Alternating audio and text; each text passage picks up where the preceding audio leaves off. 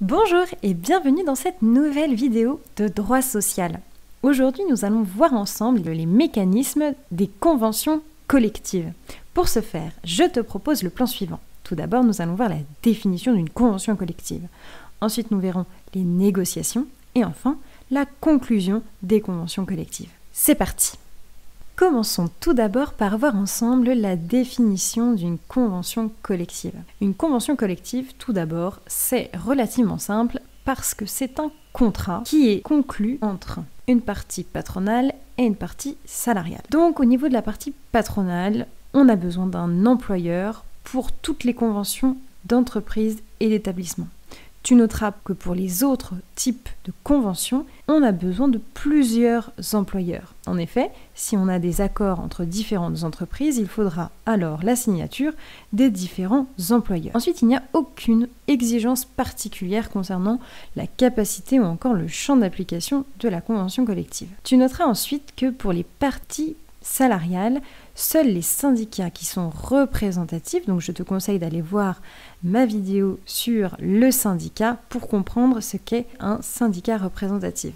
Eh bien, seuls les syndicats représentatifs peuvent signer un accord et ainsi peuvent aussi le négocier. C'est l'article L2231-1 du Code du travail qui le régit. Pour rappel quand même, un syndicat représentatif est un syndicat qui a reçu plus de 10% des voix aux élections, entre autres critères. Attention toutefois, pour être adoptée, la convention doit être conclue par un syndicat qui a reçu plus de 50% des votes aux élections. Alors là, tu vas me dire, c'est 50% ou c'est 10%, qu'est-ce que ça veut dire? Il est représentatif, mais peut-être qu'il ne pourra quand même pas signer l'accord. Eh bien oui, je te donne un exemple. Ici, on va mettre 4 syndicats. On a le syndicat A, B, C et D. Le syndicat A a reçu 7% aux élections, le syndicat B 25%, le syndicat C 33% et le syndicat D 35%. Donc au niveau du syndicat A, de toute manière, il ne pourra pas signer la convention ou encore moins la négocier puisqu'il n'est pas représentatif, il a moins de 10% des voix. Toutefois, est-ce que le syndicat B, C et D peuvent signer l'accord puisqu'ils ont moins de 50% des voix? Eh bien en fait, oui, parce que tu poses le calcul suivant. Le syndicat A est exclu de toute manière puisqu'il n'est pas représentatif. Au niveau du syndicat B, C et D, tu poses le calcul suivant. Dans un premier temps, tu fais 100 moins 7 qui représente les 7% du syndicat A. On part donc sur une base de 93%. Et le but est de savoir combien de pourcentage sur 93 le syndicat B, C et D ont reçu. D'après les calculs qui sont posés, nous pouvons voir que 26, 35 et 37, s'ils signent ensemble la convention collective, pourront donc signer la convention puisqu'ils auront reçu plus de 50% des voix. Toutefois, note bien que le syndicat B, par exemple, n'a que 26,88%. S'il signe seul l'accord, il ne pourra pas, car il aura reçu moins de 50% des votes. Donc il peut signer avec les autres syndicats. Ensuite, la deuxième notion de la définition, c'est un objet large. En effet, la convention collective, comme je le disais précédemment, n'a pas vraiment de carcan. En effet, on ne se limite pas aux articles L2221-1 et 2221-2 du Code du travail pour effectuer une convention collective. Toutefois, tu noteras que la convention a une obligation et celle d'être licite. Le terme licite ici renvoie au fait que la convention se doit d'être plus avantageuse que la loi. En effet, on ne peut pas faire une convention collective qui viendrait mettre un salaire minimum plus bas que celui prévu par la loi. Les négociations maintenant. Comment sont négociées les conventions collectives? Tout d'abord, on a besoin des négociateurs. Et les négociateurs, c'est assez simple car ce sont les délégués syndicaux qui ont été élus et qui donc ont reçu plus de 50% des votes. C'est l'article L2232-17 du Code du travail qui le régit. Ensuite, tu noteras qu'il y a des agents palliatifs qui existent de négociation en cas de besoin. Tout simplement, c'est un mandataire spécialisé lorsque la procédure des délégués n'est pas respectée ou s'il n'y a pas de syndicat ou encore pas de CSE. Dans ce cas-là, ce sont des mandataires qui viendront signer la convention collective à la place des délégués syndicaux.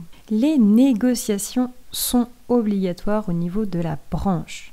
En effet, tu noteras qu'il y a différentes négociations chaque année, voire par cycle. En effet, tous les ans, lorsque la convention de branche a été conclue, une négociation doit avoir lieu sur les salaires notamment, pour toujours faire en sorte que l'égalité homme-femme soit respectée. Ensuite, tous les 3 ans, une négociation prévisionnelle de l'emploi doit être prévue. Et enfin, tous les 5 ans, une négociation sur les classifications doit avoir lieu également.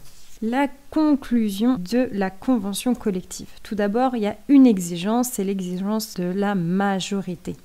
Ici, c'est l'article L2232-2 du Code du travail et suivant qui le régit.